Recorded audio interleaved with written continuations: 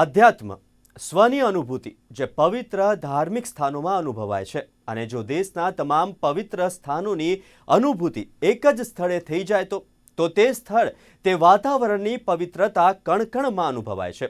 અમદાવાદમાં આસ્થા અને સેવાનું સંગમ કરાવતા આવા જ એક મિની કુંભનું આયોજન કરાયું છે, જેનું આજે કેન્દ્રીય ગૃહમંત્રી અમિત શાહ દ્વારા ઉદ્ઘાટન કરવામાં આવ્યું હતું। ગુજરાતના અમદાવાદ શહેરમાં જીએમડીસી ગ્રાઉન્ડ ખાતે આ મેળો લાગ્યો છે। હિન્દુ આધ્યાત્મિક અને સેવા મેળો HSS 2025 નો મેળો યોજાયો છે।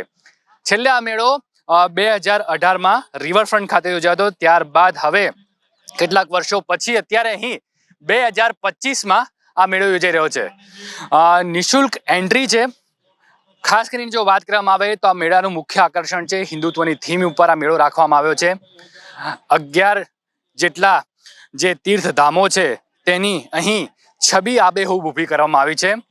વધારે ને વધારે લોકો અહીં મુલાકાત લેશે। આ વખતે લગભગ આયોજકોનો અંદાજ છે કે 10 લાખથી વધુ લોકો આ વખતે આ મેળાની મુલાકાત લેવાના છે। મહત્વની વાત કહી શકાય કે 2018માં આ મેળો યોજાયો હતો અને અત્યારે 2025માં આ મેળો યોજાઈ રહ્યો છે। આ છે એનો મેઇન ગેટ કે તમે જોઈ શકો છો કે અલગ અલગ મંદિરની કૃતિઓ પણ અહીં ઊભી કરવામાં આવી છે। માત્ર એટલું જ નહીં, આ મેળો નથી, આ એક સેવા મેળો છે કે જ્યાં તમામ હિન્દુત્વની લગભગ અલગ અલગ 256 થી વધુ સંસ્થાઓ અહીં આ મેળામાં જોડાય છે। સાથે જો વાત કરવામાં આવે તો 10 લાખથી વધુ લોકો અહીં આ મેળામાં જોડાયા છે। આ વખતે કેન્દ્રીય ગૃહમંત્રી અમિત શાહ અને મુખ્યમંત્રી ભૂપેન્દ્ર પટેલના હસ્તે આ મેળાનું ઉદ્ઘાટન કરવામાં આવ્યું છે અને 3 દિવસ આ મેળો ચાલવાનો છે। હિન્દુત્વની થીમ ઉપર આધારિત લગભગ આ મેળો છે 3 દિવસ જીએમડીસી ગ્રાઉન્ડ ખાતે ચાલશે અને આ મેળામાં નિઃશુલ્ક એન્ટ્રી છે। લગભગ 11 થી વધુ તીર્થધામોની અહીં આબેહૂબ છબી ઊભી કરવામાં આવી છે અને આ મેળાની અંદર જો વાત કરવામાં આવે તો અલગ અલગ સ્ટોલ પણ રાખવામાં આવે છે જેમાં રાહત દરે દરેક આધ્યાત્મિક વસ્તુઓ મળશે। તો અમે પણ અમારા ન્યૂઝ ચેનલ થકી આપને અપીલ કરીએ છીએ કે આ મેળાની વધારે ને વધારે મુલાકાત આપના પરિવાર સાથે લો।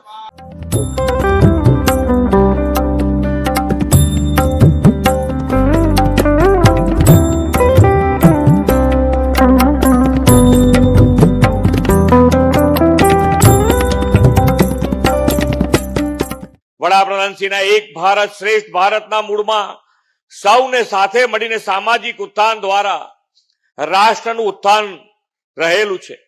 HSS પોતાની સેવાકીય પ્રવૃત્તિઓ દ્વારા મૂલ્ય નિર્માણથી રાષ્ટ્ર નિર્માણનું કામ કરી રહી છે। વડાપ્રધાનશ્રીએ પ્રકૃતિ સાથે તાદાત્મ્ય જાળવીને જીવન જીવવાની ભારતીય સંસ્કૃતિ શૈલી મિશન લાઈફ દ્વારા સમગ્ર વિશ્વ સમક્ષ પ્રસ્તુત કરી છે। આપણે ત્યાં સદીઓથી સૂર્યદેવને ઉર્જાના સ્ત્રોત માનીને આરાધના થતી આવી છે।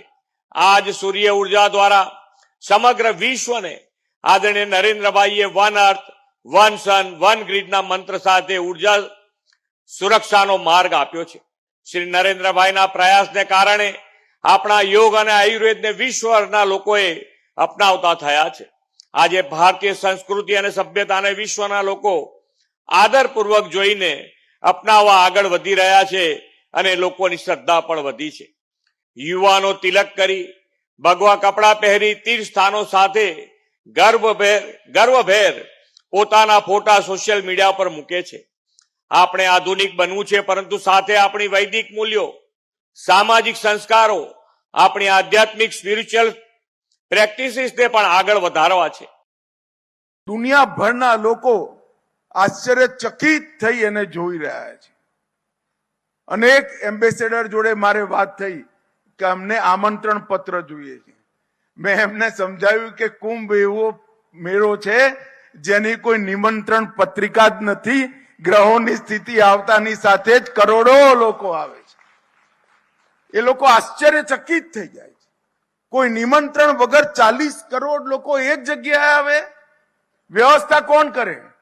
મેં કહું સરકાર જે વ્યવસ્થા કરે એ વ્યવસ્થા રામ સેતુમાં ખિસકોલીની મદદ જેટલી હોય। સરકારી વ્યવસ્થાના આધાર પર આ કુંભ નથી ચાલતો।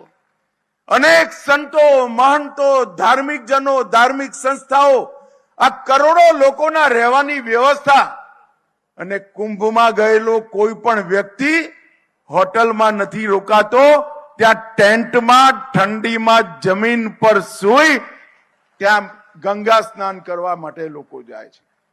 એક દેશમાંથી 40 કરોડ લોકો, લાખો લોકો વિદેશથી આશ્ચર્યચકિત થાય એવી વ્યવસ્થા ન જાણે કેટલા હજારો વર્ષથી ચાલે છે. મુગલો આયા તો એ ચાલી, અંગ્રેજો આયા તો એ ચાલી, અને કોંગ્રેસિયાઓનું રાજ થયું ત્યારે એ ચાલી. એને કોઈ ના રોકી શક્યું. એ સળંગે સળંગ અક્ષુણ રીતે, અખંડ રીતે એક પરંપરા તરીકે ચાલી. અને આજે મહાકુંભનું આયોજન ખૂબ મોટી માત્રામાં થયું છે. ખૂબ સુંદર વ્યવસ્થાઓ ત્યાંથી.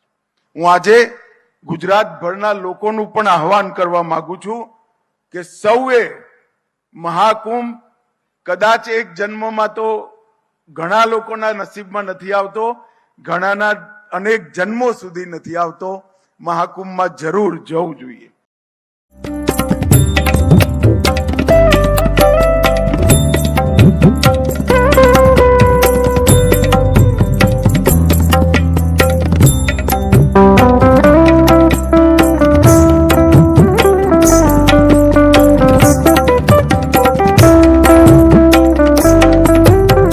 જેમ પ્રયાગરાજની અંદર 144 વર્ષે આ પ્રકારનો પૂર્ણ કુંભ મેળો જોવાનો અવસર લોકોને મળે છે, એ પ્રકારનો મિની કુંભ અહીંયા પણ બધા ઉપસ્થિત રહે આવો પ્રયાસ કરીને કર્ણાવતીના મુકામે આધ્યાત્મિક, સેવાકીય સંસ્થાઓ અને સમરસતાનો ત્રિવેણી સંગમ અહીંયા એકત્રિત થાય પબ્લિક અને જોવે એવી કલ્પના સાથે ઊભું કર્યું છે.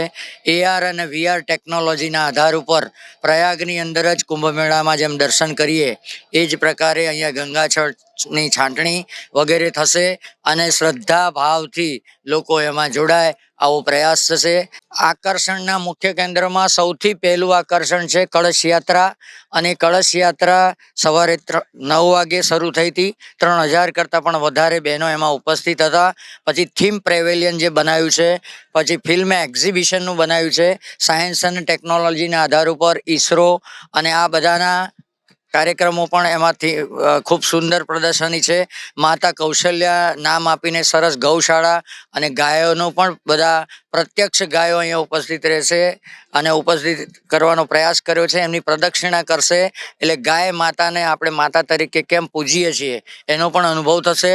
પ્રભુ રામચંદ્રજીનું મંદિર, એ જ પ્રકારે કેરાલાનું શબરીધામ મંદિર, વડતાલ સ્વામિનારાયણ મંદિર, BAPS, સારંગપુર મંદિર, સાથે સાથે રામદેવરા મંદિર, એટલે દરેક સમાજના 11 જેટલા મંદિરો અહીંયા જીવંત દર્શન થવાના છે અને 15 જેવા અન્ય મંદિરો એનું પ્રતિકૃતિ એટલે કુલ 26 મંદિરો કરતાં પણ વધારે મંદિરોની અહીં અનુભૂતિ થવાની છે.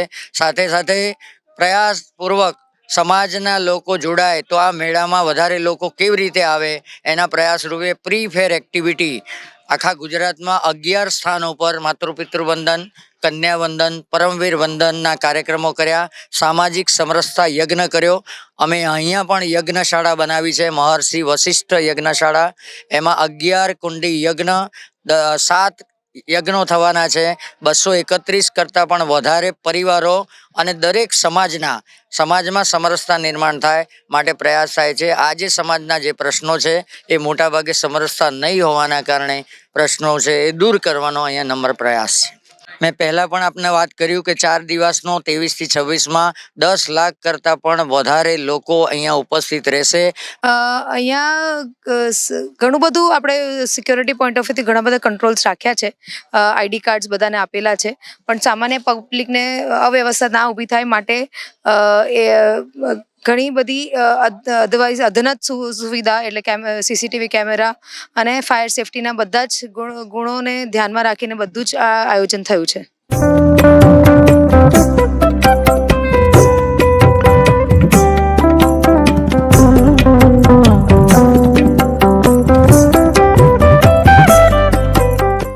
આ યજ્ઞશાળામાં 11 કુંડી યજ્ઞ છે.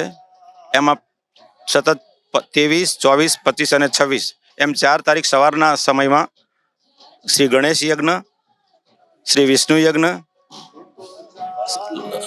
લઘુરુદ્ર યજ્ઞ અને નવચંડી એમ સવારના સેશનમાં રહેવાના છે. બપોર પછીના 3 દિવસ એટલે 23, 24 અને 25 એમ સાંજના સમયે 3 થી 6 ગાયત્રી યજ્ઞ રહેવાના છે. એમાં ગાયત્રી પરિવાર અને જ્ઞાની પંડિતો દ્વારા આ યજ્ઞનું આયોજન થવાનું છે. આ મેળામાં આ યજ્ઞશાળાની થીમ છે સામાજિક સમરસતા. એમાં વિવિધ જ્ઞાતિ જાતિના સમૂહ જોડાવાના છે. અનુસૂચિત જાતિ સમાજમાંથી પણ પ્રતિનિધિત્વ થવાનું છે, વાલ્મીકી સમાજમાંથી પણ પ્રતિનિધિત્વ થવાનું છે, અને જેને આપણે ઘુમંતુ જાતિ કહીએ છીએ, વણજારા જાતિ કે ભરવાડ જાતિ કે એવી અન્ય સમૂહ જાતિઓ છે જે ઘુમંતુ જાતિ છે, એ સમૂહ પણ જોડાવાનો છે અને કથાકથિત સામાન્ય સમાજના લોકો પણ એમાં જોડાવાના છે. આ યજ્ઞશાળાનો મુખ્ય થીમ સામાજિક સમરસતા છે. સમાજમાં રહેલી વિભિન્ન જાતિગત સમસ્યાઓને દૂર થાય અને આપણે સૌ માનવ હિન્દુ બંધુઓ એક છે એવા ભાવથી આ યજ્ઞશાળામાં બેસનાર દંપતીઓ જોડાવાના છે. આ યજ્ઞમાં આ વખતે વિશિષ્ટ પ્રયોગ એ થવાનો છે કે કુંભમાં જે સ્થાન થયું છે અત્યારે કુંભ મેળાનું, એ કુંભ મેળામાંથી વિશિષ્ટ પ્રતિકૃતિઓ અહીંયા આવવાની છે અને ત્યાંથી પવિત્ર જળ લાવીને અહીંયા યજ્ઞશાળામાં જે બેસે એમની ઉપર અમી છાંટણા કરીને કુંભના દર્શન અહીંયા એમને કરાવવાના છે. અહીંયા બીજો એક વિશેષ એ પ્રયોગ થવાનો છે કે ભગવાન શ્રી રામની પ્રતિકૃતિ મૂકી છે અને ભગવાન શ્રી રામ જ પર્યાવરણને ધ્યાનમાં રાખીને બધાને એક તુલસીનું પવિત્ર છોડ એમને આપે એવી સેલ્ફી પણ એ લોકો લઈ શકે અને પર્યાવરણનો વિષય અને ઘેર ઘેર તુલસી માતાનું પૂજન થાય એવા ભાવથી અમે તુલસીનું છોડનું વિતરણ પણ કરવાના છીએ.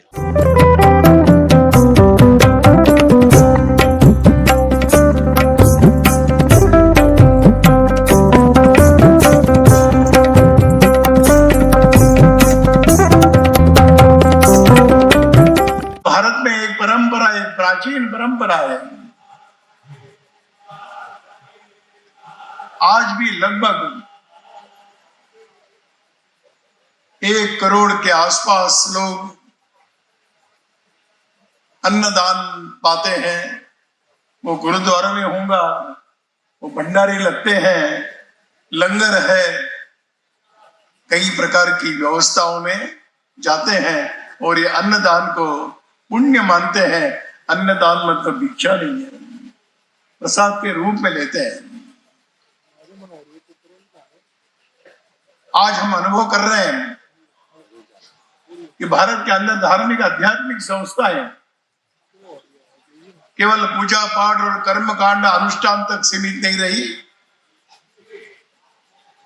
तो विद्यालय, चिकित्सालय, संस्कार केंद्रों की अच्छी व्यवस्थाएं, वेदों की शिक्षा देने वाले गुरुकुल, कई प्रकार के काम आज अपने यहाँ पर संतों के मार्गदर्शन से हो रहे हैं. ये बात नहीं तो नहीं है. इसलिए जब हम हिंदू कहते हैं तो कई बातों का समावेश होता है. हिंदू यानी धर्म है, हिंदू यानी अध्यात्म है, हिंदू यानी कोई एक विचार है, हिंदू यानी कोई एक जीवन शैली है, जीवन के मूल्य है और एक सेवा है. हिंदू केवल मंदिरों में जाने वाला और केवल कर्मकांड करने वाला नहीं, तो सभी प्रकार के पहलुओं से हिंदू की पहचान बनी है. जब हम धर्म की बात करते हैं तो उसका केंद्र बिंदु तो मानवता है. जब हम धर्म की बात करते हैं तो उसका संदर्भ कर्तव्य से जोड़ा जाता है. जब हम धर्म की बात करते हैं तो उसका संबंध कहीं न कहीं परस्पर सहयोग सहकार से संबंध आता है. जब हम धर्म की बात करते हैं तो सत्य और न्याय की बात करते हैं. धर्म की रक्षा के लिए चाहे जिस प्रकार के कदम उठाने के लिए हिंदू समाज हमेशा सिद्ध रहा है, जिसको लोग अधर्म के श्रेणी में डालेंगे, ऐसे कार्य भी धर्म की रक्षा के लिए करने पड़ते हैं. हमारे महापुरुषों ने किए.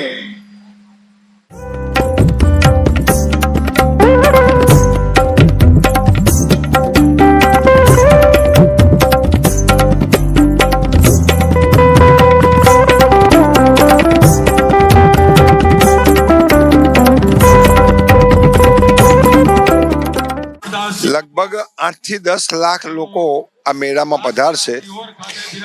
હિન્દુ સમાજ સાંસ્કૃતિક રીતે સાથે સાથે આધ્યાત્મિક રીતે અને સેવાકીય રીતે હિન્દુ સમાજને જોડવાનું કામ આ મેળા દ્વારા થાય એનું આયોજન છે.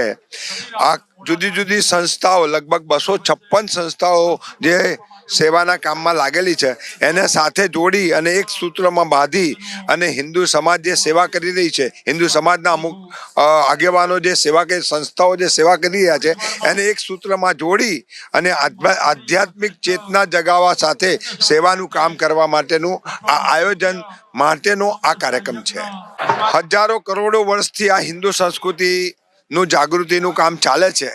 કોઈક વખતે કાળક્રમે ક્યાંક ને ક્યાંક કોઈક જગ્યાએ તકલીફ થઈ હતી, પણ આજે દુનિયાની અંદર, વિશ્વની અંદર હિન્દુ સંસ્કૃતિનું જે કામ આગળ વધી રહ્યું છે, જુદા જુદા સંપ્રદાયો દ્વારા સનાતન ધર્મને આગળ વધારવા માટે બધા સાધુ સંતો સાથે સાથે આધ્યાત્મિક જીવન જીવતા વ્યક્તિઓ સાથે સાથે સેવા કરનારા વ્યક્તિઓ બધા જોડાય અને આ એક આપણું એક ઉદ્દેશ છે કે ગુણવંતો વિશ્વમ આર્યમ, વિશ્વ સુખી થાય એના માટેનો એક કાર્યક્રમ છે આ, અને એના માટેનું એક આયોજન છે અને એ ચોક્કસ અવશ્ય સફળ થશે. આપણે વિશ્વને સુખી બનાવવા માટે પહેલાં હિન્દુસ્તાન અને સનાતન ધર્મને સુખી બનાવવાનું કામ અત્યારે આપણે આ મેળા દ્વારા કરી રહ્યા છે અને મને લાગે છે કે આખા ભારત વર્ષમાં આની સફળતા આ મેળાથી ચોક્કસ મળી રહી હોય એવું અમને લાગી રહ્યું છે.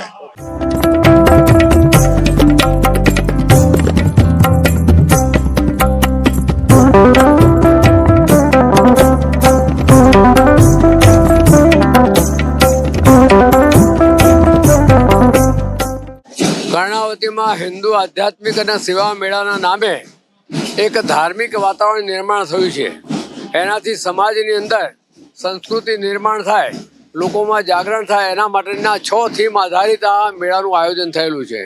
એમાં પર્યાવરણનું જતન છે, નારીનું સન્માન છે, રાષ્ટ્રપતિ જાગરણ છે, ઇકોલોજીનું સંરક્ષણ છે. આવા અનેક વિષયોને લઈને આ મેળાનું અહીં આયોજન થયેલું છે. આ મેળાની અંદર લગભગ 15 જેટલા મંદિરોનું નિર્માણ થયું છે કે જેમાં લાઈવ દર્શન ભગવાનના થઈ શકશે એવા ગુજરાતના મંદિરો પણ છે.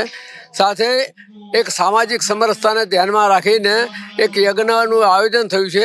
એમાં 3 દિવસ સામાજિક સમરસતાને ધ્યાનમાં રાખીને સમાજના વિવિધ જ્ઞાતિ જાતિના લોકો સાથે બેસી યજ્ઞ કરશે અને એવા યજ્ઞો સતત ચાલુ રહેશે. એટલે સામાજિક સમરસતા, રાષ્ટ્ર જાગરણ, નારી શક્તિનું સન્માન, આવા અનેક વિષયોને લઈ, પર્યાવરણને લઈ આ મેળો જામ્યો છે. અને એ મેળાની અંદર બાકીનું અન્ય ઘણું બધું જોવા જેવું છે.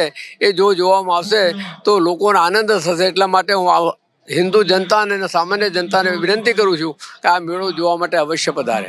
આ મેળાની અંદર 2018ની અંદર જ્યારે મેળો થયો હતો એ મેળામાં પણ હું ઇન્ચાર્જ હતો અને એ ઘડીએ જે 4 લાખ લોકો એ મેળાની અંદર આવેલા.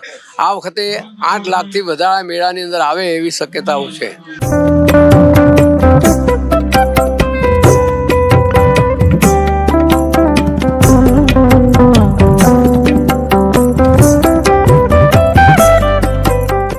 જય જય શ્રી રામ. અને આ વસ્તુ હું ગર્વથી કહીશ કેમ કે ભગવાન રામ અયોધ્યાથી સ્પેશિયલ મળવા આપણને અહીં અમદાવાદમાં આવ્યા છે.